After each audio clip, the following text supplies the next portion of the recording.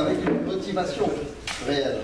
Parce que vous vous êtes déplacés, vous êtes venus jusque-là, certains ont fait des grandes distances, d'autres courtes. Il y a des gens différents, il y a des gens qui sont des caméramans, mais même eux, qui travaillent pour une télévision, ou qui travaillent pour un autre parti, d'ailleurs je crois qu'ils travaillent pour un parti politique, certains, peu importe, mais tout le monde va toujours dans le même sens, à savoir la volonté d'essayer de voir ce qui va mal, puisque dans n'importe quelle branche, si demain vous êtes dans une société où le patron de la boîte vous dit chez moi c'est en train de s'écrouler, qu'est-ce que vous allez faire? Vous allez essayer de comprendre ce qui se passe. Une fois que vous avez compris, vous allez essayer de trouver des remèdes. On est dans la même situation, et puis en France, il y a une chose au moins dont on est sûr, c'est que ceux qui nous dirigent, à chaque fois qu'on change, ils sont de pire en pire.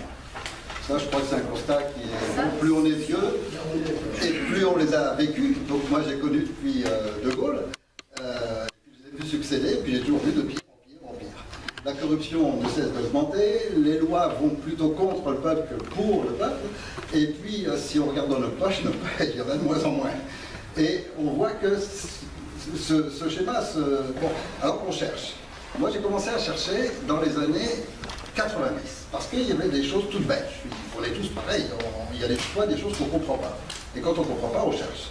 Et il y avait des choses tellement illogiques dans le domaine économique, dans le domaine des lois, etc., qui font que j'ai commencé à chercher. Et dans ces années-là, il n'y avait pas d'Internet, il n'y avait rien, donc il y avait les relations, il y avait tout ça. Et je vivais dans le monde parisien. Et puis, le hasard a fait que je sois en contact avec des gens qui sont bien placés, on va dire, et que j'ai eu accès à beaucoup d'informations. Pour vous donner quelques exemples, j'ai vu passer des billets de 500 francs, à l'époque c'était le franc, j'ai vu passer des billets de 500 francs en quantité qu'on m'offrait à 100 francs. C'est-à-dire des fabriques de faux billets qui étaient des vrais faux billets. Or, les vrais faux billets, il n'y a que certaines personnes qui peuvent en faire.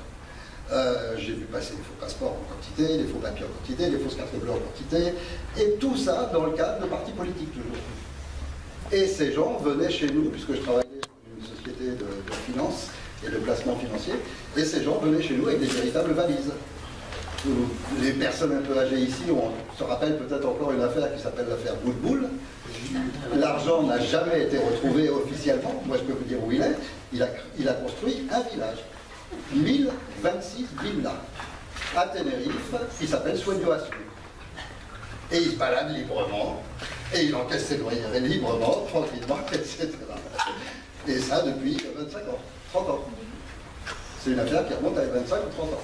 Et depuis, ça continue. Je veux dire, j'habitais Tenerife pour pas mal de temps, et je n'imaginez pas la quantité de politiciens qui débarquent avec des valises pleines de dollars, de billets en euros, puis qui achètent des villas, ils n'achètent pas une villa, ils achètent 8 villas ici, 5 là, etc. Donc il y a une manipulation monstrueuse, et puis, bon, quand on les constate, quand on vit là-dedans et qu'on essaye de comprendre le pourquoi, quand Internet est arrivé, ça a été le boom. Ça a été tout d'un coup le monde entier qui commence à s'éveiller, et quelques personnes qui sont...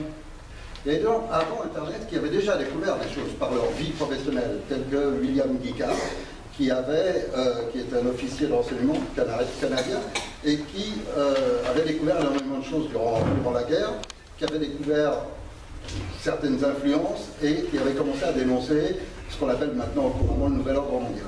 Et puis, ensuite, il y a eu d'autres gens, mais il y en avait déjà eu d'autres avant. Donc quand on tombe sur son livre, et puis ça c'est le hasard qui fait qu'un jour vous promenez sur les quais de Paris, vous tombez sur ce bouquin, vous le lisez, tout d'un coup, une réflexion qu'un de vous m'a faite quand je suis arrivé tout à l'heure, qui m'a dit, en voyant vos vidéos, un tas de pièces du puzzle ont commencé à prendre leur place. Et en fait, c'est un peu ça, ce qui m'est arrivé. J'ai, avec ce bouquin, commencé à comprendre les choses, à me dire, tiens, bah, finalement, maintenant je comprends pourquoi. Et puis on passe de l'un à l'autre, et puis après on va chercher forcément les références, et puis d'autres bouquins, pour de plus en plus, parce que quand on commence à découvrir quelque chose, on veut tout savoir. Et après, on découvre aussi tous ceux qui ont voulu trop savoir, et puis qui en sont morts. Et alors là, on fait aussi on se sert de notre intelligence, de notre logique. Donc quand je vois qu'un journaliste met à jour que tout le trafic de drogue est géré par la CIA, que tous les laboratoires qui fabriquent tous les produits maintenant dérivés, etc., suite à certains programmes d'études, sont des laboratoires montés par la CIA, et que ce type sort un bouquin, et puis peu de temps après il se suicide, je veux bien. Mais quand il se suicide de 2 balles dans la nuque, je me pose des questions. Mais quand en plus de ça, les policiers signent un rapport comme quoi c'est un suicide, que le juge accepte le rapport, et que personne ne lève les yeux, personne... Alors je me dis, il y a des influences forcément. Pardon ? Oui, on est en train de... Mais on va vous présenter alors. On peut partir du principe qu'on commence un an, de manière à ce qu'on ait un départ, donc parce qu'en fait on n'a pas... Vous avez dit en attendant qu'ils règlent. Oui, je continue, je discute. Ok, c'est parti, c'est parti. Flo, tu l'as le début? Bah c'est bon, le début on l'a. Non, mais non. C'est chacun sa vidéo. Ah, d'accord. Alors bon, là je cite un cas, mais il y en a une quantité qui ont été masquées sous forme d'accidents, sous forme de... Puis on en a en France assez pour qu'elles soient pas de parler. Donc ça veut dire quand même qu'il se passe quelque chose à un certain niveau. À un niveau qui contrôle des juges, qui contrôle la presse, qui contrôle beaucoup de choses. Alors forcément on cherche de plus en plus. Et j'ai fait partie de cette petite équipe de chercheurs internationaux. Juste quand Internet est arrivé, on a commencé tous à balancer ce qu'on savait et puis à découvrir que quelques autres en savaient. Et donc j'étais en rapport avec Daniel Escoudin, qui vivait en Espagne comme moi et qui a écrit le Club Bilderberg, et lui était très ami avec James Tucker, qui lui est le premier à avoir découvert cette trame du Club Bilderberg et à les suivre année après année. Et puis ensuite, les informations se passent de l'un à l'autre. Il y a Serge Bonast qui a découvert le Blue Beam, donc forcément il est mort peu de temps après, ainsi que son adjoint. Tout ça, ça s'accumule. Et puis les informations, elles restent par chance grâce à Internet. Et puis à la fin, on commence à dire, bon, il se passe vraiment quelque chose dans notre monde. Alors, moi, j'ai voulu comprendre jusqu'au bout, et donc j'ai aussi été fouiller les archives de la Bastille, les archives de la franc-maçonnerie, les disputes juives, qui sont très intéressantes. Ce sont des discussions entre des groupes opposés, entre eux, à l'intérieur de la religion. On n'a pas accès à tout, mais par exemple on a accès aux dogmes, qui sont une religion à cheval entre les musulmans et les juifs, qui ont pris les deux et qui ont fait des sociétés secrètes très particulières, qui se développent énormément en Turquie. Et on arrive à des trucs complètement invraisemblables. Par exemple, peu de gens le savent, mais le responsable qui a mené toute la révolution en Hongrie faisait partie des dogmes et d'une secte encore plus particulière qui s'appelle les castrateurs. C'est-à-dire qu'ils se castrent eux-mêmes. Donc c'est des trucs de fous. C'est des trucs de fous. Ce sont des gens dangereux dans la mesure où ils sont extrémistes. Or, vous prenez un extrémiste, c'est-à-dire quelqu'un éduqué, formé dès sa jeunesse et conditionné, et vous en faites un type qui se met de la dynamite et qui se fait sauter avec tout le monde. Et ça dans n'importe quel milieu, n'importe quelle religion, n'importe quelle politique, n'importe quel système de conditionnement assez fort fait ça de n'importe quel enfant. Parce qu'un enfant est faible et sensible. C'est pour ça qu'il faut protéger les enfants au maximum et leur donner une éducation d'ouverture d'esprit, pas d'essayer de les enfermer. Donc, malheureusement, tout ça, ce sont des faits complètement facilement vérifiables, historiques, reconnus. Et là où il commence à y avoir une inquiétude à avoir, c'est quand on examine notre siècle. Enfin, quand je dis notre siècle, pardon, le bien, c'est juste avant, donc le XXe siècle. Quand on examine ce siècle-là, on s'aperçoit que finalement, on nous a menti sur tout. La Première Guerre mondiale, tout était faux. La Seconde Guerre mondiale, tout un mensonge. Lisez le bouquin de Powell, il est fabuleux pour ça. Toute l'histoire de Hitler, le grand méchant qui voulait tuer les Juifs, tout est mensonge. Et on en arrive maintenant à faire même des lois pour interdire aux historiens d'aller chercher la vérité. Et quand on en arrive là, on se dit que le monde, vraiment, ça commence à être sérieusement grave, quoi. Il faut au moins avoir le droit de savoir. Or, aujourd'hui, on en arrive à nous priver de ce droit de savoir. Et je crois que... Donc moi, je me suis orienté à savoir essentiellement qui étaient ces gens du Nouvel Ordre Mondial, et j'ai découvert, alors je vous balance ce que j'ai, parce qu'on est tous là dans l'esprit de se dire, même les gens qui sont là pour filmer, s'il n'y avait pas un intérêt personnel à se dire il se passe des choses dans le monde, il faut les transmettre aux autres, il faut les dire aux autres, ils ne seraient pas là non plus. Donc on est tous avec notre connaissance, et je vous invite tous à faire la même chose que moi, on va balancer ce qu'on sait, et ça sert à tous les autres. Et chacun d'entre nous a des connaissances, des choses qu'on a remarquées, des choses qu'on a notées qui ne sont pas normales, offrons-les à tous les autres, et les autres en profiteront, s'en serviront aussi à leur tour. Donc en ce qui concerne le Nouvel Ordre Mondial tel qu'on l'écrit aujourd'hui, beaucoup de gens cherchent à savoir. Moi, j'ai fait des recherches à travers les paradis fiscaux. Je suis partie des sociétés qui contrôlent la Fed, la Réserve fédérale, puisque ce sont au départ ces 6 groupes qui dirigent tout, et ces 4 familles, donc Barbour, Morgan, Rothschild et Rockefeller. Et à partir de là, on arrive aux paradis fiscaux. Donc, toutes ces sociétés sont enregistrées dans différents paradis, et on arrive à avoir le nom des actionnaire. Donc là, on se dit, tiens, ça y est, je vais savoir qui sont, enfin, les propriétaires, réellement, du système monétaire déjà. Au moins savoir ça. Et alors là, une chose extraordinaire, c'est qu'aucune société n'est propriétaire. Du système financier. Pas une seule. Toutes les sociétés sont intégrées dans les autres. Donc vous prenez une société truc, ses actionnaires sont la société champion et la société machin. Vous prenez la société machin, c'est la société truc et la société champion. Et ainsi de suite. Et avec des ramifications dans tous les paradis fiscaux. Alors après, vous vous dites, qui contrôle les paradis fiscaux? Et vous arrivez à la City à Londres. Et là, inaccessible. Vous ne pouvez pas en savoir plus.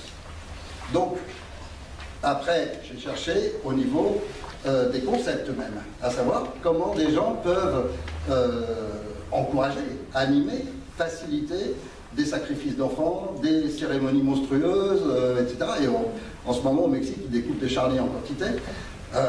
Là-dedans, c'est une secte franc-maçonne qui s'appelle les Chevaliers Templiers. Donc, et c'est sur toute la planète, c'est plus ou moins dissimulé, mais il n'y a pas longtemps encore, en Irlande, ils ont découvert encore un charnier d'enfants. Donc, il y a des sacrifices comme ça. En France, il faut savoir quand même, il y en a 48 000 qui disparaissent chaque année. Ce qui est énorme comme chose. 48 000 enfants disparaissent chaque année en France. C'est marqué là, j'ai une page. Pied, cheville, la rue, population du pied, Et ce qui est angoissant, c'est que, moi je me rappelle petit, un seul crime en France, et c'était dans tous les journaux, et tout le monde en parlait. Un enfant qui était enlevé, mais c'était tous les jours, toutes les 10 minutes, à la radio, à la télé, de partout, etc. Aujourd'hui, des milliers d'enfants disparaissent. Il n'y a pas un mot dans les journaux. Dans les journaux, vous parlez de football. Il n'y a pas des enfants... Et il n'y a aucune recherche. La police, quand les parents vont à la police pour déclarer mon enfant, etc., les flics, tout juste, si ça les intéresse, ils s'en foutent. Alors, des fois, il y a des preuves. Quand on pense à M. Jacques Lang, c'est prouvé qu'il fait des choses sur les enfants. Et alors, vous l'avez vu passer en justice? Non, mais pourquoi on ne fait pas... Parce que... les familles qui ont eu leurs enfants, qui ont mais été... ils ne peuvent rien faire. Qu'est-ce que vous voulez faire? Qu'ils aillent voir un juge? Il dit non. Et le juge... il va remplir un dossier, il va écouter, il va dire remplir le dossier, puis affaire à classer sans suite. Les magistrats, ils sont les plus impliqués dans ces affaires-là en France actuellement. Et actuellement, la magistrature, de toute façon, est nommée par ces gens-là. Donc, c'est le système de la franc-maçonnerie. Alors, pour revenir au départ, donc, si vous voulez, à force de chercher dans toutes les directions, ce que j'ai trouvé, je vous le donne, c'est ce que j'ai écrit dans ce livre-là, à savoir, à la base, il y a l'esprit du franquisme. Le franquisme, c'est une secte typiquement luciférienne qui vient des anciennes sectes de Bâle et qui ont été transmises à travers le Moyen-Orient aux Templiers, et donc qui ont abouti à ce concept luciférien. Ensuite, vous avez ça, ce sont déjà toutes les sectes teutoniques, maçonniques, templiers, etc. Ensuite, vous avez le franquisme lui-même, qui lui est un type très spécial, Jacob Frank. Il est un juif qui naît dans une famille excommuniée par les juifs. Enfin, chez eux, on n'est pas excommunié, mais peu importe, rejetés donc complètement, et qui ont une haine du judaïsme. Sa volonté, c'est de détruire le judaïsme. Et pour ça, il prend une base qui consiste à dire, on prend la Torah et on la prend à l'envers. Donc tout ce que la Torah dit qu'il ne faut pas faire, il faut le faire. Et c'est son principe tout simple. Donc se cultiver, étudier, devenir intellectuellement, non, il ne faut pas. Il faut être brut, il faut être ci, il faut ça. Et il faut suivre exclusivement son instinct animal. Pas l'instinct de l'homme raisonnable, mais l'instinct de l'homme bête, bestial. Et donc, forcément, le lien entre ces deux concepts-là est extrêmement proche. Le luciférianisme et le franquisme se rejoignent énormément là-dessus. Alors après, vous avez un type qui arrive avec une organisation, une intelligence exceptionnelle qui s'appelle Weishaupt, donc tout le monde a entendu son nom, je suppose, Adam Weishaupt, qui lui est jésuite. Et avec le jésuitisme, il a tous les concepts de rigueur, d'organisation, etc. Et naît ce qu'on appelle la secte des Illuminés de Bavière. Alors à cette époque-là, déjà, c'est très connu, c'est-à-dire que si vous lisez tous les mémoires de l'époque de Napoléon, et que vous en avez en quantité, vous avez, tout le monde connaît les Illuminés de Bavière, on les appelle les Illuminés tout court, et l'illuminisme se répand dans toute l'Europe, et surtout ensuite aux États-Unis. Bon, et puis après, le reste de l'histoire, on arrive jusqu'à maintenant, et puis l'histoire, après, on la connaît tous. Mais voilà à peu près comment je vois le nouvel ordre mondial, et donc qui aboutit maintenant au souhait de Jacob Frank, qui est défini toujours par cet inverse de la Torah, à savoir arriver à créer le grand chaos final. Et le grand chaos final, ils l'ont affiné au cours du temps, donc à l'époque d'Albert Pike et de Mazzini, donc au courant du 19e siècle, ils avaient déterminé déjà qu'ils allaient déclencher les deux guerres mondiales. Ils ont réussi. Ensuite, ils ont déterminé par le fameux protocole des sages de Sion qu'on appelle, qui en réalité a été mis sur le dos des juifs, mais qui est franquiste. Et donc là, ils ont déterminé un autre processus qui, lui aussi, est en train de se mettre en place et qui a fonctionné aussi, jusqu'au jeu de la pornographie qui remplace l'érotisme, jusqu'à amener la sexualité dans les écoles pour les enfants. Tout ça est un programme qui se suit et qui continue et qui va dans le même sens, de créer ce chaos monstrueux, plus l'immigration. Et l'immigration fait partie du même schéma, à savoir amener des cultures importantes là où il y a déjà des cultures fortes. Et en faisant ça, ce qui est le cas, et ce qui s'est passé avec le musulmanisme en France et dans les autres pays d'Europe, c'est qu'ils amènent deux cultures et ensuite ils font ce qu'il faut pour qu'elles se haïssent. Et on crée ensuite, à l'intérieur même de chaque pays, une destruction des deux cultures, qui finissent par s'autodétruire, parce qu'il se trouve que quand deux groupes se haïssent, qu'est-ce qui ressort des deux groupes le plus mal? Quand deux groupes veulent s'intégrer, ils sortent le meilleur, et chaque groupe prend le meilleur de l'autre. Mais quand ils se détestent, c'est l'inverse qui se produit. Et donc, en faisant ça, ils sont en train de déstabiliser tous les pays d'Europe. Et on arrive au grand chaos final, qui va être l'effondrement économique, la pauvreté totale, c'est-à-dire quand ils ne donneront même plus l'aumône qu'ils sont en train de donner. Mais vous avez des grades dans tous les niveaux, vous ne pouvez pas empêcher ça. Et donc dans la franc-maçonnerie, vous avez des grades précis, vous avez des gens qui restent dans les premiers grades, et vous avez des types qui sont très bien, vous en côtoyez tous les jours. Vous avez des maires de village qui sont francs-maçons parce qu'on l'aide père en fils, parce que le notaire l'est, parce qu'on ne peut pas faire autrement, parce que c'est comme ça qu'on aura une place et qu'on sera socialement appuyé, etc. Donc on ne rate pas cette occasion-là quand on vit dans les petites villes de campagne et tout ça. Pourquoi ils ont établi dans la République qu'il faut 600 signatures de maire? Parce qu'ils savent très bien que le maire est en franc-maçon, répondent d'abord à l'horloge et que jamais personne ne pourra obtenir les 600 signatures s'il n'est pas avalisé par les francs-maçonneries. Donc, c'est un contrôle, mais ça n'empêche pas que vous avez des types très bien. Oui, bien sûr. Limité aux 3 premiers grades de compagnon, apprenti et maître, c'est ça? Oui. C'est pas tous ceux qui ont des grades très supérieurs, non, ils sont plutôt... les premiers grades, c'est vraiment les grades, mais après vous avez différentes francs-maçonneries en plus. D'accord, moi je passe pour le tour de GLNF. Vous avez le RIT, vous avez tout ça, mais vous avez en France déjà les deux grands centres. La GLNF, je parle par exemple, ou le Grand Orient. Le Grand Orient. Les 3 premiers grades, ils sont complètement... oui, mais même plus haut que ça. Même les plus hauts gradés de la franc-maçonnerie, ceux qui arrivent du 33e grade, on considère que c'est à partir du 33e qu'ils sont admis dans les loges internationales. Donc ils ne sont qu'admis, ils ne sont pas au courant des plans en détail et tout ça. Et dans ces gens-là, vous avez des gens qui peuvent avoir des influences énormes, qui peuvent avoir un poids énorme parce que c'est des familles très riches d'un pays. Et donc vous allez les laisser monter là. Mais vous n'allez jamais les amener, par exemple, à des cérémonies sataniques si leur nature ne va pas dans ce sens-là. Je crois, hein, ça c'est mon interprétation, mais tel que j'ai analysé tout ça, je crois que, avant tout, on ne peut pas parler ni de religion, ni de secte, ni rien. On doit parler d'hommes. Et les hommes, vous avez des hommes qui sont des psychopathes. Et les psychopathes, la plupart du temps, sont les enfants maltraités. Or, quand vous avez des enfants qui sont vraiment très maltraités, vous en faites un psychopathe, c'est-à-dire quelqu'un qui perd, et ça un médecin l'expliquerait mieux que moi, quelqu'un qui perd la capacité de sensibilité. Quand on n'a plus de sensibilité, et c'est très bien décrit dans beaucoup d'ouvrages, Eric Fromm, qui est un spécialiste dans ce domaine-là, a écrit des ouvrages extraordinaires là-dessus, et il explique parfaitement que pour avoir la possibilité d'avoir une sensation, il faut que la souffrance de l'autre soit égale au plaisir qu'on a. C'est pourquoi, en général, donc, cette notion de violence, de sacrifice, est si exacerbée chez ces gens-là. Et vous en avez un exemple dans les papes d'Avignon. À une époque de la chrétienté, la papauté se trouvait à Avignon.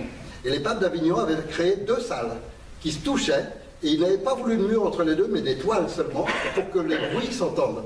Et dans une salle, ils recevaient les petits garçons, les jeunes filles qui s'amusaient, et dans la salle d'à côté, ils faisaient torturer les gens. Et plus les cris des suppliciés étaient forts, et plus ils jouissaient du plaisir. Donc là, on ne parle pas d'un chrétien, on ne parle pas d'un luciférien, on parle juste d'un pauvre type qui a été complètement atteint psychologiquement, d'un malade mental. Ce qu'en médecine, on appelle un psychotique. Un psychotique, donc avec quand même en plus, souvent ils ont une intelligence assez élevée en plus. En plus, oui. À la différence des pervers constitutionnels qui ont très peu d'intelligence. Oui, en plus, ils peuvent avoir une intelligence froide, lucide, ils sont tout à fait doués et aptes au mensonge. Et C'est pour ça qu'ils sont sélectionnés à travers les sectes, et la franc-maçonnerie aide énormément à ça, parce que ceux qui sont le plus capables de mentir en regardant droit dans les yeux, d'affirmer les pires monstruosités, mais toujours avec en paraissant le contraire, etc. Ceux qui sont tout le contraire d'eux-mêmes et de leur nature sont leurs meilleurs éléments, parce qu'ils sont tenus par le chantage, ils sont tenus par leur propre nature, et si vous leur donnez des pouvoirs, ils sont complètement à vos ordres. Et donc ceux qui manipulent ça ont intérêt à obtenir des gens comme ça au pouvoir. Et on en a plein au pouvoir, de ces gens-là. Tout à l'heure, madame parlait de Jack Lang, mais c'est juste un exemple, il y en a beaucoup d'autres. Comme Benedict. Comme Benedict, mais on ne peut pas tous les citer, mais dans toute l'Europe. Pourquoi il ferme la bouche il arrive à fermer la bouche à... Comment il s'appelle la suite du Béarn, là oui, Bayrou. Il lui a fait fermer sa bouche, il a dû l'attirer dans un piège un jour ou l'autre, parce que l'autre, il a rongé comme un gamin. C'est vrai que... Pourquoi ils ne le dévoilent pas? Ils pourraient se dévoiler ceux qui savent. Les politiciens. Ils sont tous tenus par le chantage. Ouais, ils sont complètement contre. Front National qui l'a dénoncé, Jack. Oui, il y a... René Hollande. Il l'a dit René Hollande, mais c'est un vétéran de la Deuxième Guerre mondiale. Mais bon, lui, c'est vraiment cette ancienne race d'hommes qui dénonçaient les choses. Ben, vous avez c'est un général français, comment il s'appelle? Océrès. Oui. Général Océrès aussi, qui a dénoncé tout ça, qui a reconnu pour la première fois que les Français avaient créé des camps de concentration en Algérie, qui a reconnu les tortures. Enfin, Général Océrès aussi, il a eu des tripes de tout dire, bon, à la retraite, à la fin de sa vie, mais au moins il l'a dit. Et les Français ont enfin ouvert un peu les yeux. Il a précisé qu'il ne regrettait rien. Oui, non, mais Général Océrès. peut-être, il l'a écrit. Si c'était à faire, il l'aurait fait. Oui, dans le contexte où il était, c'est normal. Et dans son esprit, c'est tel qu'il est, c'est normal. Et tel qu'il est toujours. Sûrement. Même à son âge avancé, et il n'a pas évolué d'un iota. Oui, non, mais en ce moment, dans l'armée, vous en avez encore plein. Hein, Ça reste quand même une ordre. Et puis dans toutes les armées du monde. Hein. On n'a pas donné les Parce que c'est ça qu'on fait monter au grade de général. Oui, mais non, Hollande, c'est le plus grand résistant de France. C'est le principe même. Mais c'était des généralités. Vous disiez tout à l'heure concernant la dette, c'est sur Israël ou la plupart des gouvernements du monde? Vous parlez de quoi? Du grossissement de la dette qui ne fait qu'augmenter, vous disiez. Ah bah, tous les pays qui, au lieu de fabriquer leur monnaie, l'achètent à la banque centrale. Et Israël est dans le même schéma. Hein. Aujourd'hui, la France n'a plus le droit de fabriquer son argent. Ah ben non, depuis Pompidou, 1960. Ah non. Là, il y a une confusion à cause de certaines personnes qui ont voulu essayer d'expliquer tout ça et puis qui se sont trompés. Pompidou, en 1973, a signé une modification de l'importance de la somme que la Banque de France fabriquait sans intérêt. C'est tout. C'est tout. Et c'est un accord Pompidou-Giscard d'Estaing, qui était ministre des Finances à cette époque-là. Et tous les deux sont ex-employés de Rothschild. Donc, de toute façon, ils appliquaient ce qu'on leur avait demandé. Mais c'est seulement depuis le traité de Maastricht que l'interdiction est faite au pays de fabriquer sa monnaie. C'est seulement depuis le Maastricht. C'est seulement depuis le traité de Maastricht. En 1973, la Banque de France pouvait prêter à 0% 10,5 Et Maastricht, milliards, je pense. Milliards, oui, et 10,5 à 0,5%. Et à partir de avant 1973, ce montant n'a jamais été revalorisé, alors qu'à l'époque, on avait une inflation de 10%. Donc il y avait le choc pétrolier, on a commencé à les dépasser. Jusqu'à 1973, le plafond n'a jamais été dépassé. C'est pour ça que l'État était entièrement financé par la Banque de France. À partir de 1973, le plafond a été dépassé et petit à petit, on a commencé à payer des intérêts aux banques privées. Ça a été impossible. Et c'est dans le traité de Maastricht, effectivement, où on a mis 4 lignes dans 400 pages dont aucun politique a parlé et personne n'a été voir là-dedans parce que 400 pages, où il est marqué nominément que la Banque de France n'avait plus le droit de financer les États. Et comment ça se fait que tout le monde, à l'époque où on avait moins conscience, a dit c'est bien le traité de Maastricht. Même l'abbé Pierre a dit il faut mais parce faire que les gens ils suivent simplement la grosse tendance. Même l'abbé Pierre. Les gens ne suivent que la grosse tendance. Or la grosse tendance elle est commandée par les médias. Et les médias, c'est eux qui les commandent. Donc voilà, on vous en met plein à l'être. Regardez en ce moment comment ils font pour empêcher que cette dissidence fonctionne. Qu'est-ce qu'ils font? Vous avez des nouveaux partis politiques qui se créent tous les jours. Tous les jours, il y en a des nouveaux, ça n'arrête pas. Vous avez des mouvements en quantité. Or, qu'est-ce qu'ils font? Ils les encouragent. Parce que plus il y en a, et plus ça fait de la division. Oui, bien sûr. Et en attendant, tous ces mouvements n'ont pas de programme qui tienne la route, n'ont pas de quelque chose de concret, ni rien. Mais plus ils en mettront, et plus ça divisera toute cette dissidence. Et qu'est-ce qu'ils font en même temps que ça? Ils commencent déjà maintenant à orienter les partis à penser aux élections de 2017. Et donc ça veut dire que quand vous avez un président qui est en place, vous avez un an pour vous rendre compte qu'il ne respecte aucune de ses promesses et qu'il ne tient pas la route. La deuxième année, ça commence à aller mal, et là, on commence déjà à vous remplir la tête de « vous inquiétez pas, attendez encore 3 ans, il y aura encore du changement ».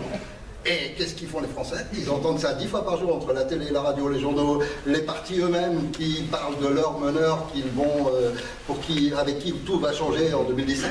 Et puis ça y est, tout le monde attend 2017. Et au lieu de se bouger les tripes et de se dire ça commence à être urgent, non, et puis en 2017 on repartira, en 2018 on se rendra compte qu'on s'est encore fait berner, en 2019 et puis on repartira pour ce d'après. Mais moi je le vois depuis 40 ans. On sera peut-être robotisé depuis tout ce temps-là, avec tout ce qu'ils inventent. Avec le transhumanisme, c'est pas une blague ça, le transhumanisme? Non, non, c'est pas une blague, c'est bien en cours. C'est bien en cours. Il y a même encore tout récemment, ils ont réussi à faire tenir 20 jours une tête greffée sur un. Mais ça sent tellement gros qu'on n'a pas tellement d'espoir. Je vais vous poser une question à tous. Vous savez tous, je suppose, que les pays ont autorisé le clonage humain dans les années 90. Bon, dites-moi combien d'entre vous ont eu des informations sur les enfants clones qui aujourd'hui ont 15-20 ans. En France, on n'entend pas parce que c'est des clones. Oui. C'est-à-dire ils ont pris une cellule comme ça. En France, c'est tabou. Il y a d'autres pays où ça a été officiellement admis. En Israël, c'est admis. Et combien d'entre vous ont eu des vidéos, des informations sur ces enfants-là? Qu'est-ce qu'ils sont devenus aujourd'hui? Moi, j'ai eu une information qui est remontée par Mathias Cardet qui rappelait les propos de M. Jacques Attali disant que ce serait bien qu'on fasse du clonage humain parce que ça permettrait de résoudre le problème de la pédophilie. Parce qu'on pourrait créer des enfants sans âme, qui serviraient qu'à ça, et qui serviraient de proie jetable pour les pédophiles. On s'y dirige vers un super. Mais bon, le sujet est que vous avez énormément de choses qui se passent dans des laboratoires secrets dont on n'entend jamais parler. Et donc vous avez le clonage, vous avez la fabrication de bébés. Par exemple, les USA ont reconnu maintenant, il y a 2 ans, la naissance de 30 bébés éprouvettes complètement, c'est-à-dire fabriqués artificiellement. Bon, mais ces 30 bébés, ils existent. Aujourd'hui, ces 30 petits-enfants ont 2 ans. Qui est leur mère, qui est leur père, quelle est leur culture, qui s'occupe d'eux, comment ils sont, comment ils vivent, qu'est-ce qu'ils sont. Aucune information. La CIA n'a pas le droit de fabriquer des laboratoires de recherche chimique sur les États-Unis. Ça a été voté par le Congrès, ils n'ont pas le droit. Ils ne peuvent pas faire de la guerre bactériologique. C'est interdit. Alors qu'est-ce qu'ils font? Ils ont monté des laboratoires en Guinée, au Mali, en Nigeria. Ils construisent des laboratoires ailleurs, ils y envoient leurs scientifiques et ils font exactement ce qu'ils veulent. Et là, ils ont fabriqué le sida. À l'origine, non, ils l'ont fabriqué aux États-Unis, le sida. Mais l'Ebola, ils l'ont fabriqué en Guinée. Et donc, le mensonge est permanent. Alors, qu'est-ce qu'il faut au peuple pour que le peuple se révolte? Qu'est-ce qu'il faut au peuple? Il faut, je crois que... Je crois, mais je peux me tromper. Vous savez, je viens d'Espagne. En Espagne, je vois que les gens sont un petit peu différents des Français. Ils bougent plus. Par exemple, les flics n'arrivent pas à expulser les gens. Parce que dès qu'on apprend une expulsion, tout le monde se vient et empêche les flics d'expulser les familles. Donc il y a une force plus grande. Pourquoi? Est-ce qu'en France on met plus de fluor dans l'eau?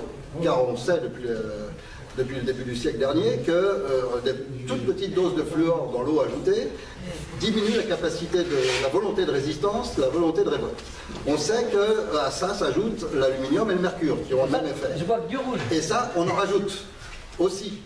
Donc on en ajoute donc par les vaccins, plus maintenant par les chemtrails. Or, les chemtrails, c'est pas seulement l'air qu'on respire. Toutes les terres sont inondées d'aluminium et de barrières en permanence. Donc tous les légumes, tous les fruits, tout ce qui en sort maintenant, on en consomme en permanence. Même bio. Mais même bio, bien sûr. Et donc, tout ça, quel effet ça a sur nous? Bon, moi, je me désintoxique en permanence. En permanence. Mes enfants aussi, mon entourage, etc. On prend les traitements pour, on appelle ça les protections pour jamais avoir de cancer, de maladies graves, etc. En même temps, on se désintoxique en permanence de ces métaux par la zéolite. Qui fait ça? Combien de gens le font? J'en sais rien. Et oui, enfin, on peut utiliser d'autres méthodes. Moi, j'utilise celle-là parce que j'ai fait des tests en laboratoire et tout ça. Quelle méthode vous prenez? C'est un minéral. Quelle méthode pour se désintoxiquer? Il y en a pas mal, mais... bon, là, ces méthodes sont très peu connues du grand public. Non, c'est pas très connu du grand public. Mais les plus connus quand même, la chlorella. Chlorella. La chlorella, ça c'est très connu. Et la zéolite aussi, c'est quand même très connu. Chlorure de magnésium et vitamine C, ça non, fait... Non, ça ajoute. Mais l'effet n'est pas détoxicant. Ah oui, c'est pas détoxicant.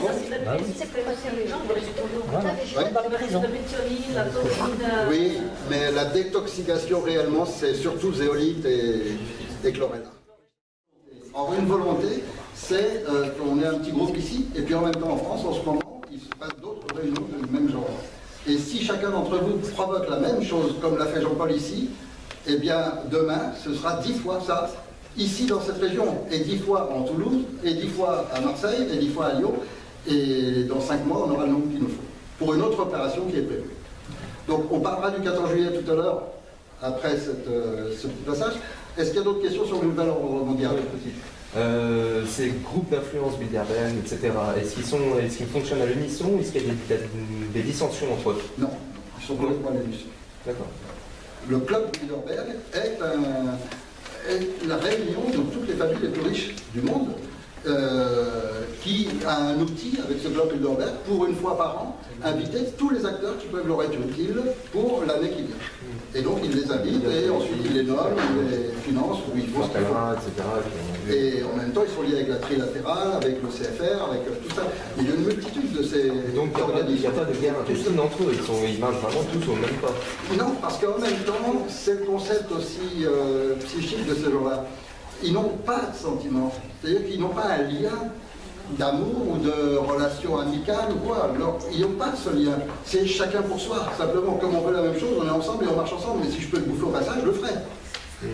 Et c'est arrivé plein de fois. La famille Bush s'est affrontée à la famille Rockefeller, qui s'est affrontée à la famille Rothschild. Par exemple, normalement, ça aurait dû être Rothschild qui tient le pétrole de Bakou, etc. Et finalement, c'est Rockefeller qui l'a bouffé. Et ils sont toujours prêts à se bouffer entre eux. Oui, mais ça, c'est l'intérêt financier. Non, non, c'est pas financier, c'est pas rien. Il faudrait avoir un plan pour s'acheter ensemble. Ils veulent tous aller vers ce grand chaos dont ils sortiront, mais chacun, en espérant aussi, bouffer les autres au passage. Et ces gens n'ont pas de fin. Dans le concept même, il n'y a pas de fin. Si on estime que la... Comment vous dites si on estime que la base de l'être humain n'est pas le fait qu'on soit tous ensemble et qu'ensemble on est fort pour chasser le mammouth. Parce que chacun d'entre nous face au mammouth est faible. D'accord? Nous on a ce concept. Eux ils ont l'autre concept. À savoir, la vraie victime ça doit être l'humain. Donc le meilleur prédateur, c'est lui qui est le plus humain. Et si vous êtes capable de dominer, rendre les autres esclaves, les exploiter, etc., si vous n'avez pas le moindre sentiment et que vous êtes capable de tuer des enfants de leurs parents, faire le pire, plus vous ferez le pire, plus ça prouve que vous êtes proche de Dieu. Vous comprenez ce principe? Ça vous paraît étrange, ça vous paraît extraordinaire. Mais si je vous le présente comme eux le présentent, je vous garantis que vous y arrivez. Et que les gens en sont convaincus. Mais au final, une fois ce nouvel ordre mondial établi, imaginons que c'est le chaos sur Terre, ils ont pollué, ils ont tout détruit, ils ont pollué les eaux, il n'y a plus de nourriture saine, il n'y a rien du tout. Ils se tirent une balle dans le pied. Non. Ils laissent, ils ont prévu de laisser toute la planète en friche pendant 10, 15, 20 ans, le temps que tout le monde s'extermine, qu'il reste quelques survivants par-ci par-là dans les petites poches. Par hasard, parce qu'il y a toujours quelques survivants, eux, ils ont des villes souterraines complètes, équipées, installées, etc. Et ils ont des arches. Et la plus connue, c'est l'arche de Svalbard, où ils ont tout le matériel génétique de toutes les plantes, de tous les animaux, de tout ce qui disparaît de notre planète depuis 50 ans. Ils ont seuls les clés, et ils relanceront la planète. L'arche de Svalbard, ça s'appelle. Il se trouve près du pôle Nord. C'est-à-dire que même sans électricité, toutes les graines, toutes les semences, tout est conservé dans la plus absolue sécurité. Donc, le même concept qu'on a tous vu, je crois que tous vous l'avez vu, de cette vidéo qui s'appelle « Sauvons nos vies ». Parce que ce concept est extrêmement fort. C'est celui d'un inconnu, c'est celui d'un homme tout simple, d'un dissident, qui se dit dissident, à juste titre, simplement dans la mesure où il part du principe que être dissident, c'est réellement dénoncer les mensonges, les poser sur la table et agir concrètement à essayer de changer les choses. Or, ce qu'on peut retenir dans sa vidéo et qui nous unit ici, c'est ce concept fractal au lieu de pyramidal. On retrouvera tous les mouvements de la dissidence qui ont un meneur et qui par là ont une faiblesse. Parce que lorsqu'un mouvement a un meneur, lorsqu'un parti politique a un meneur, il se crée des obligations, vis-à-vis de ses adhérents qui payent pour avoir quelque chose en échange, il se crée un système privé, économique, et il se crée tout un système complètement pyramidal qui devient de la pensée unique, même si c'est une pensée dissidente. Ça devient une pensée unique, celle du dirigeant. Et ce concept-là, on ne peut pas l'empêcher dans un système tel que celui-ci. Alors qu'il existe un autre système, et c'est ce que nous, on essaye de défendre et de mettre en valeur. Et donc, dans un système fractal, comme il n'y a pas de meneur, eh bien, c'est une pensée commune, c'est des informations qu'on s'échange en permanence, qui nous font tous avancer dans le même sens, mais avec une organisation qui tienne la route. Or, cette organisation qui tient la route, elle a été définie au départ par un système qu'on appelle donc la démosophie, qui correspond à la fois à une vraie démocratie et aussi en même temps à une vraie compétence. Or, il semble qu'en ce moment, dans tous les systèmes politiques existants, il n'y ait ni démocratie ni compétence. Donc, aujourd'hui, en France, c'est ce qu'on a besoin. Alors, un plan qui est tout simple à faire, qui est facile à comprendre pour tout le monde, c'est que si nous-mêmes, simples citoyens, et tous avec nos capacités, on échange nos informations, on est tous riches, et donc si on a tous cet ensemble d'informations et tous cette volonté d'établir un autre modèle de gouvernement dans un pays comme le nôtre, alors à partir de ce moment-là, c'est un autre système qui se met en place en tant que concept et en tant que fonctionnement. Et on peut faire intervenir des choses comme la logique. Alors, je vais vous donner un exemple de la logique. Aujourd'hui, tous les partis politiques sont en train de nous offrir des systèmes. Il y en a un qui offre tel système de gouvernement qui serait mieux que la République. Il y en a un autre qui reprend la République et qui rajoute une 6e, une 7e ou une 8e République. Il y en a encore un autre qui va trouver encore une autre forme. Mais qu'est-ce qu'ils sont tous en train de faire? Ils sont tous en train de vous dire, voilà, je vous donne mon système, aimez-moi, suivez-moi. Et puis je vais vous faire des conférences, je vais vous montrer comme je suis beau, et comme je parle bien, et comme j'ai un schéma parfait pour aller d'un bout jusqu'à l'autre, pour que vous m'adoriez. Et vous allez suivre ma pensée. Voilà, ça c'est le schéma qu'on est toujours en train d'essayer de nous donner. Or, on peut faire autrement. Et faire autrement, c'est prendre un autre schéma. Et cet autre schéma peut consister à se dire, on n'a pas besoin de meneur. On n'a pas besoin d'un schéma unique, on peut fonctionner sur une autre base. Et cette base de citoyens, simplement, avec ce modèle qui est défini, donc que j'ai décrit dans ce bouquin, que j'ai décrit dans une vidéo, et qu'on peut résumer autrement. Et dans cette logique, prenons un exemple tout simple. On vous parle d'économie. On vous dit, il faut qu'on crée notre monnaie, il faut qu'on fasse ci, il faut qu'on fasse ça. Bon, c'est bien. Pourquoi pas se dire, nous, on est tous d'accord pour ce concept-là. Mais est-ce qu'on est allé interroger tous les gens qui passent dans la rue? Est-ce qu'on est allé voir tous nos voisins? Est-ce qu'on a l'avis de 60 millions de personnes qui vont partager notre sentiment? On ne l'a pas. De quel droit est-ce que nous, ensemble, on va se dire, tiens, la meilleure façon, c'est de créer notre monnaie? Moi, je ne suis pas d'accord qu'à 20, 30 ou 50 personnes, on décide de quelque chose qui va en décider pour 60 millions. Donc, je crois qu'il est beaucoup plus logique qu'on passe par un système de gouvernement provisoire qui va simplement garantir que ces 60 millions auront leur mot à dire s'ils veulent le dire. Et ça me paraît beaucoup plus logique. Si on veut parler d'un système de gouvernement, pourquoi offrir un système de gouvernement alors qu'on peut le créer? Pourquoi essayer de dire aux gens suivez-moi et suivez mes idées alors qu'on peut créer un système disant on se met en stand-by, on fait une pause. Et pendant cette pause, vous réfléchissez au meilleur système de gouvernement et vous laissez toute la France, par des assemblées, dans les écoles, dans les universités, tous ceux qui le souhaitent, participer à rédiger une nouvelle constitution qui décidera quelle est la meilleure forme de gouvernement. Mais en tous les cas, vous aurez celle qu'auront choisi ces 60 millions de personnes. Et que faire en attendant? On vous parle de création monétaire, de tout ça. Moi, je vous propose autre chose, de beaucoup plus simple. Puisqu'on est tous des simples citoyens et qu'on ne veut pas s'imposer aux autres, faisons là aussi une pause.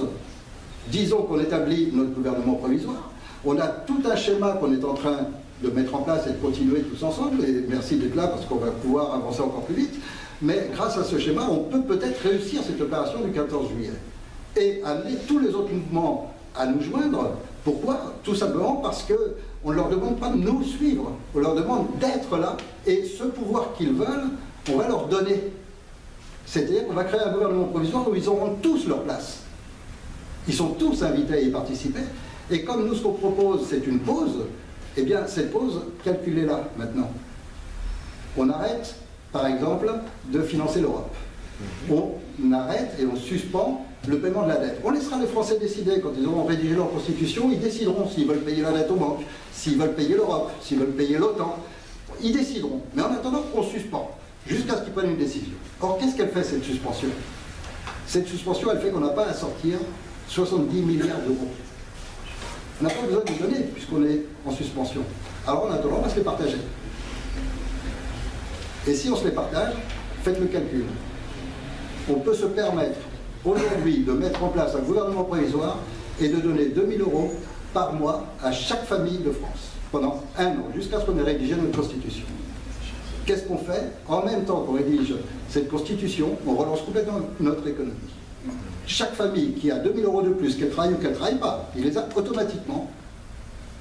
Et qu'est-ce qu'on aura fait? On aura suspendu le paiement d'une dette pendant 1 an. Vous croyez qu'ils vont beaucoup souffrir, les 4 ou 5 actionnaires qui vont être privés de cet argent pendant 1 an? Mais moi, je peux vous garantir qu'il y a un paquet de familles en France, avec 2 000 € par mois pendant 1 an, qui vont se porter drôlement bien. Et puis, il y a un tas de gens qui vont simplement se lancer dans ce qu'ils n'ont pas osé lancer avant, qui vont enfin réaliser des choses qu'ils n'osaient pas réaliser. Et puis, il y a un tas d'entreprises qui vont se mettre en rocher, parce que tout d'un coup, les gens vont consommer. Quand vous avez quelqu'un qui travaille, qui vit et tout, qui se retrouve avec 2 000 € de plus, bon, il y en a qui vont créer quelque chose, il y en a qui vont se sortir de la merde, il y en a qui vont enfin pouvoir s'installer. Mais il y a aussi des gens qui travaillent déjà, qui sont, pour eux, c'est un 2 000 de plus. Allez, je vais acheter ci, je vais acheter ça, je vais acheter ça. Si tu achètes, il faut le fabriquer. Si tu veux le fabriquer, il faut une entreprise. Donc, simplement avec une pause, juste une suspension, juste une année pendant laquelle les Français réfléchissent au type de gouvernement qu'ils veulent, donc rédiger leur constitution, et une année pendant laquelle la France se met en retrait. On suspend les dettes, on ne paye pas. Mais en attendant, cet argent, on l'utilise pour nous porter bien. Qu'est-ce qui empêche de le faire? Est-ce que vous croyez que ça, on peut le proposer à nos contemporains, à nos confrères, à nos concitoyens? Oui, ça on peut bien sûr le proposer, mais il faut dire après comment on va... qu'on réfléchisse. Mais nous, enfin moi personnellement, je n'ai pas les éléments, il faut qu'on m'aide avec des questions. Vous voyez, il faut qu'il y ait un préparatif. Mais le calcul, il est simple. On est au jour J et on doit payer aux banques 50 milliards d'euros qui sont la dette annuelle qu'on doit payer à la banque. Donc cet argent, il est actuellement à la Banque de France, on va le prendre et on va le donner aux banquiers. Au lieu de ça, je propose qu'on attende 1 an avant de lui donner. Et qu'en attendant cet argent, on se le partage tous. Ça j'ai bien compris. Et qu'on relance notre économie. Pour réfléchir sur la Constitution, oui. Puisque ça va être...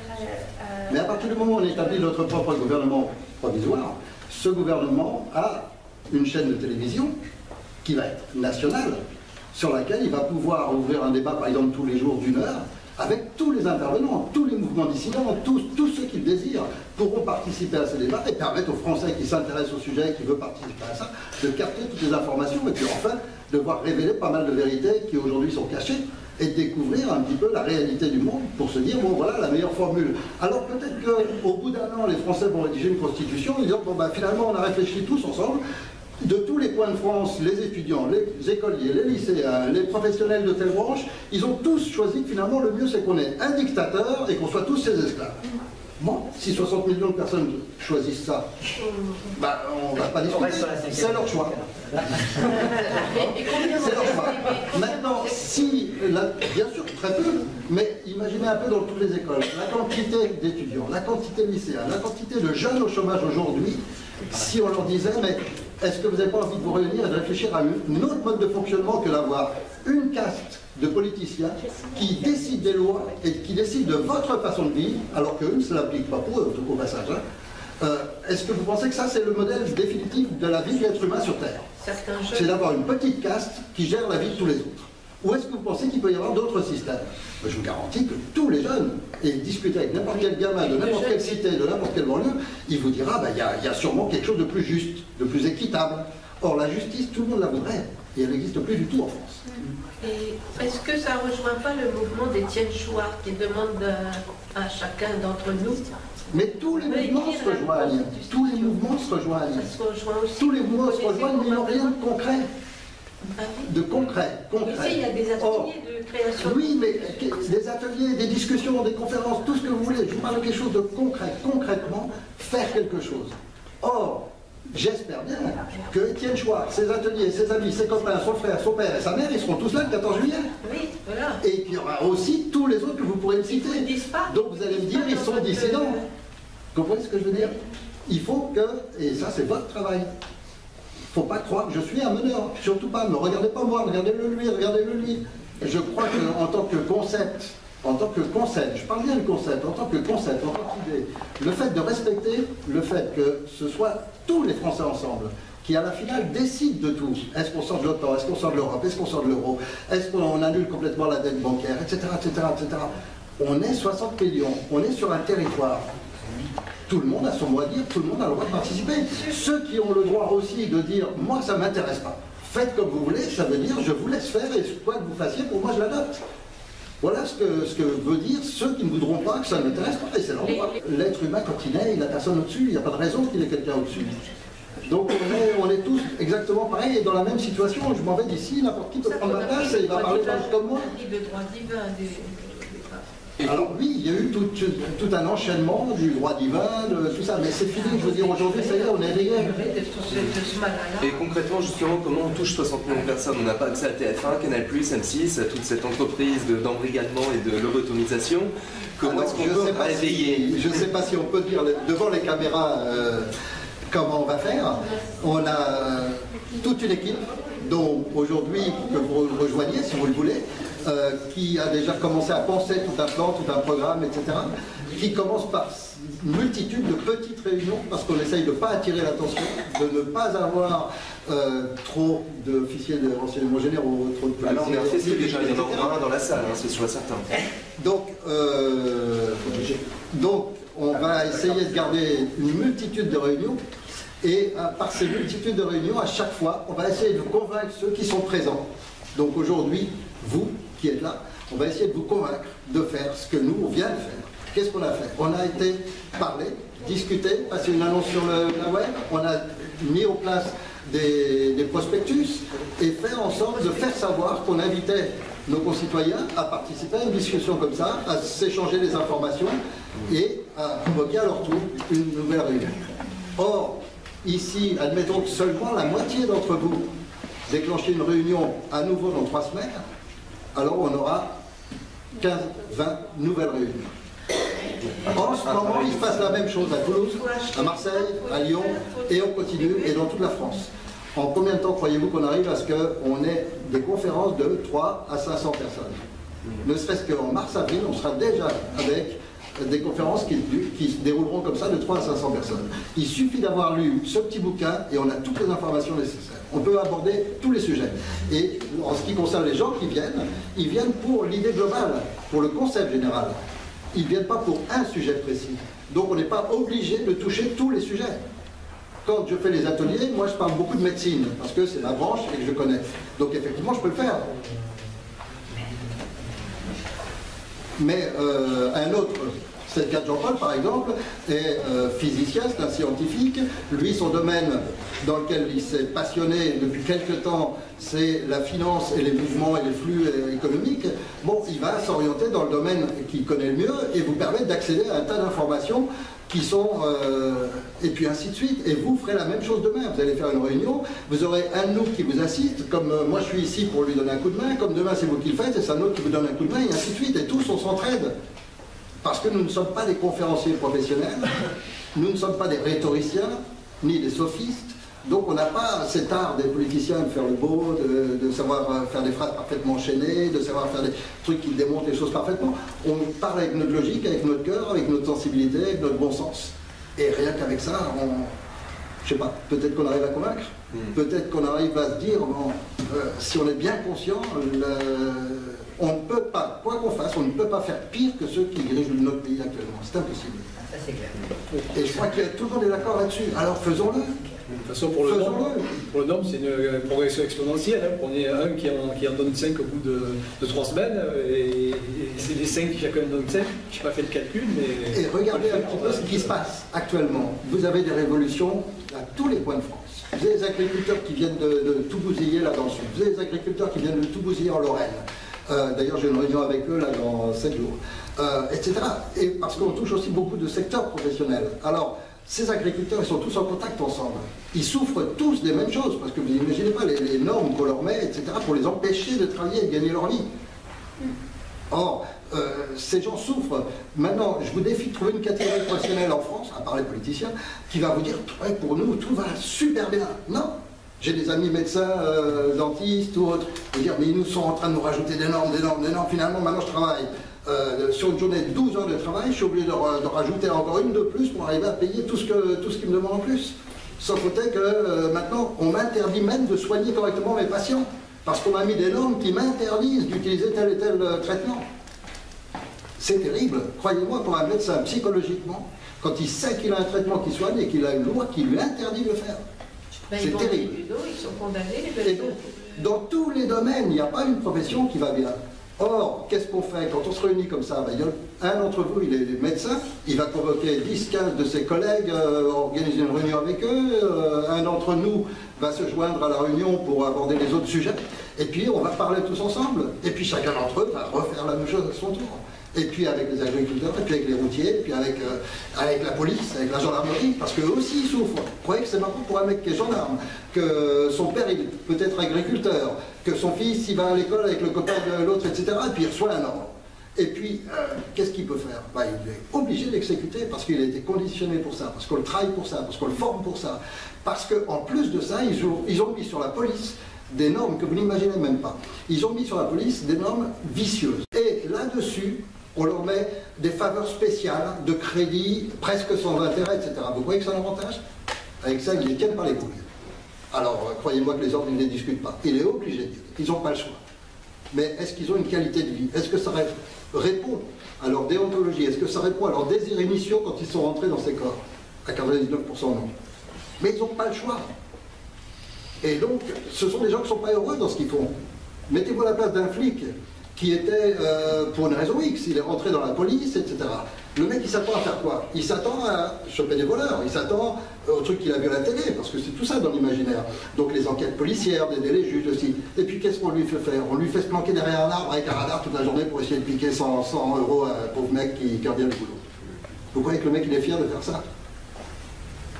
Il n'est pas fier. Justement, il n'y a pas moyen d'infiltrer ces corps constitués? Mais bien sûr que si, on est en train de les infiltrer. Qu'est-ce que vous croyez? Parmi vous, il y a un flic au moins, et il y a un gendarme peut-être. Et puis, il va passer un coup de fil ou m'envoyer un mail dans 2-3 jours, et puis il va organiser une réunion avec plusieurs de ses collègues, et puis on continue, et on va toucher les flics et les gendarmes, et les médecins, et les routiers, et tout le monde. Et tout le monde, parce que tout le monde en a marre. Tout le monde en a marre. Et on va toucher aussi les autres partis politiques, on va toucher, du moins ceux qui sont sincères, il y en a quelques-uns dans les partis de seconde zone, on peut espérer en tous les cas que leurs membres sont sincères. Et donc si les dirigeants sont sincères, ils nous laisseront parler chez eux. Et s'ils nous laissent parler chez eux, un certain nombre de leurs membres seront avec nous. Et eux, regardez quelqu'un par exemple, prenons un exemple. Vous avez un qui est à la mode en ce moment, qui plaît bien, c'est Asselineau. Or, Asselineau tient un langage qui ne tient pas debout, puisqu'il est toujours en train de prôner quitter l'Europe, l'euro, l'OTAN, le truc classique de toute la dissidence, et en même temps, il prône le maintien de la République. Or, le maintien de la République interdit absolument la réalisation de ce qu'il promet. Donc, soit il est incompétent, il ne sait pas, il n'a pas compris que ça ne marchait pas, soit il est en train de berner clairement les gens. Mais, peu importe. On peut partir de l'idée au départ qu'il est sincère. Donc il va transmettre notre message. Pourquoi? Parce que tout simplement, il est en train de promettre de faire tout ça, ben nous on va lui dire, fais-le. Qu'est-ce que vous voulez dire pour un meneur politique, pour un meneur d'un mouvement dissident, qu'un groupe qui arrive en disant, nous ce qu'on met en place, c'est une révolution le 14 juillet, de donner le pouvoir de faire ce que tu veux. Car ce gouvernement provisoire, il sera constitué de tous ces gens-là, de tous ceux qui sont volontaires pour le faire. Et s'ils ne s'aiment pas entre eux, c'est encore mieux. Parce que, étant obligés de travailler ensemble, deux personnes qui ont des idées différentes sont obligées d'échanger ensemble. Et au contraire de s'annihiler, ils vont s'ajouter les uns aux autres. J'ai quelques doutes là-dessus, il y a quand même des guerres d'ego. Et pour, à eux tous, leur retirer tout doute, moi j'en ferai pas partie. Moi je suis juste l'étincelle de départ, et rien d'autre. Et donc je reste dans cette position-là et ils seront tous en mesure de faire concrètement ce qu'ils promettent. Qu'est-ce que vous voulez de plus? Donc voilà ce qu'on leur offre à tous. Est-ce qu'il y a des questions plus spéciales sur ce 14 juillet qui doit être notre révolution, qui doit être vraiment un jour exceptionnel? Mais bon, je pense que ça bouge déjà pas mal dans ce sens-là. Ce qu'il y a, c'est qu'effectivement, il y a encore beaucoup de mouvements qui sont un peu bouffés par l'ego du meneur, mais les gens se libèrent de plus en plus, parce que cette vidéo Sauvons nos vies, elle est vraiment exceptionnelle. C'est vraiment un type, on sent qu'il parle avec son cœur et qu'il dit, bon, il y en a marre des meneurs, il y en a marre des promesses des autres, comptons sur nous. Voilà grosso modo ce qui résume. Et tous, là, vous êtes en train de... et vous êtes présents ici, comme moi, à vous dire, on peut compter sur soi-même. Moi, j'ai été capable de faire une réunion, comme Jean-Paul ici, qui était avec moi dans une réunion il y a 1 mois et demi, et aujourd'hui, il a provoqué que vous êtes tous ici. Chacun d'entre vous peut faire la même chose demain. Oui, et dans 3 semaines, chacun d'entre vous aurait encore une réunion comme ça. Faites la réunion, vous occupez pas d'autre chose. Une salle, on la trouve toujours, on est tous ici, on mettra tous 5 ou 10 euros et on paiera la salle qu'il faut. Les tracts, on aura tous mis encore 5 ou 10 euros de plus et on va vous offrir les tracts, vous n'aurez plus qu'à les distribuer. Mais moi je veux bien. Mais on l'a déjà fait, je ne suis pas en train de vous dire, faire les promesses. Comment vous croyez qu'on est là aujourd'hui? Non, écoutez-moi, comment croyez-vous qu'on est là aujourd'hui? Parce que certaines personnes qui sont là en ce moment ont tous fait la même chose, comme Jean-Paul et moi, on a pris un peu d'argent dans notre poche, on s'est dit tiens tous ensemble, on va mettre 150 euros chez l'imprimeur et on va avoir tous les tracts. Et ces tracts, on les donne à nous tous et chacun a utilisé ces tracts pour faire la réunion. Mais c'est pas une question d'aller distribuer les tracts, il y a toute une méthode à tout ça. Mais ça, vous laissez votre mail et on va vous donner la méthode complète. Et c'est une méthode qui ne fonctionne pas avec des tracts. Le principe n'est pas celui-là. Le principe, je vous l'explique, le principe c'est d'inviter les gens qui sont touchés directement. Qui est touché? Essentiellement les associations. Les associations bio, les associations écologiques, les associations environnementales, les commerçants, les agriculteurs, mais de plus en plus, dans toute la France, des groupes d'agriculteurs qui montent un petit pôle de vente qui est contrôlé et dans lequel ils sont 15 agriculteurs associés et tout, parce qu'ils essayent de s'en sortir comme ça. Tout ça, vous leur donnez non pas un tract, vous leur donnez une invitation à venir. Une invitation, un document spécial qu'on a fait, les invitant personnellement à venir participer à la réunion. Et en même temps, vous leur donnez à eux un paquet de tracts expliquant ce qu'on fait, que eux donneront à leurs adhérents. Et en invitant ces gens, comme vous les invitez, comme eux-mêmes sont invités, ils ont envie d'être là avec des relations à eux, ce qui est normal et naturel, comme une boutique qui vend des produits naturels, elle a intérêt, et c'est normal, de parler aux gens qui l'entourent, etc., pour donner les informations, pour aller dans le sens qui intéresse tous ces gens-là. Parce que tous les gens qui vont chercher du bio, qui vont chercher l'agriculture naturelle, tous ces gens-là, c'est des gens qu'on a marre de notre monde de merde, qu'on a marre de savoir que les aliments des grandes surfaces sont irradiés, qui commencent à comprendre que tout ça, c'est pour détruire notre santé. Et notre santé, notre morale, etc. Bon, il y a des remèdes tout simples, et complètement économiques, avec lesquels on peut traiter pratiquement toutes les maladies. Si vous venez à l'atelier, là qu'on fait demain, vous allez voir que c'est extraordinaire les possibilités qu'on a. Il suffirait seulement qu'on soit un peu éduqué pour ça. Pourquoi à l'école on nous enseigne des conneries et qu'on refuse d'enseigner les choses qui peuvent être utiles aux enfants? On leur apprend même pas à mastiquer correctement. Des trucs tout bêtes qu'on nous enseignait à nous dans notre enfance. Aujourd'hui, on détruit tout. Donc, c'est entre nous mains, à tous. Si on a envie de se bouger, on peut le faire. Moi, je l'ai fait. Jean-Paul l'a fait, Myriam l'a fait, Gilles, etc. Si vous voulez parler des agriculteurs, il faut parler des normes européennes qui les empêchent de vivre. Si vous voulez parler aux médecins, il faut parler des normes médicales actuellement qui les empêchent de travailler normalement, etc., etc. Donc chaque fois, il faut faire constater dans sa profession à la personne ce qui ne va pas. Et à nous de nous adapter. On peut le lire après plusieurs années de recherche. Je ne peux pas le lire tout de suite. Ah oui, oui, non, parce que... Celui-là, il informe violemment. Bon, je veux bien. Je veux bien. Je veux bien, mais c'est sûr que tous, on a été à l'école, etc. On nous a mis dans la tête une multitude de choses, puis tout d'un coup, il y a quelqu'un qui arrive, tout ce qu'on vous a dit sur Éclair, c'était des conneries, ce qu'on vous a raconté sur la Deuxième Guerre mondiale, c'était des conneries. Alors c'est vrai que c'est un peu brutal, et que sur le premier réflexe, c'est de dire, les fous. Et donc, le premier réflexe, c'est le rejet. C'est le problème que tous on a, parce que dès lors où vous-même vous commencez à avoir quelques informations de plus que les autres, alors vous vous faites rejeter par les autres. On n'y peut rien, qui nous amène tous au 14 juillet. Tout ce qu'on a à faire, c'est voilà, parler, informer, créer ces petites réunions, multiplier le nombre, et on a un programme, à chaque fois que quelqu'un d'entre vous déclenche une réunion, rentre à son tour dans ce programme, fait partie de cette équipe base et qui n'arrête pas de grandir, et dans laquelle chacun ajoute les idées, et je crois qu'on commence à avoir des idées vraiment bonnes, et je crois qu'on a une bonne chance de réussir cette opération le 14 juillet. Donc ceux d'entre vous qui participeront, qui lanceront à leur tour des réunions, vous verrez que certaines idées assez originales qui font qu'on a bon espoir. Et puis surtout, on n'a pas à réfléchir. Soit on accepte d'être esclave et de se soumettre, soit on se révolte. C'est tout, il n'y a pas d'autre choix. Donc rien faire, c'est être soumis. Et moi, c'est pas mon caractère. Peut-être j'ai pas pris assez de fluor ou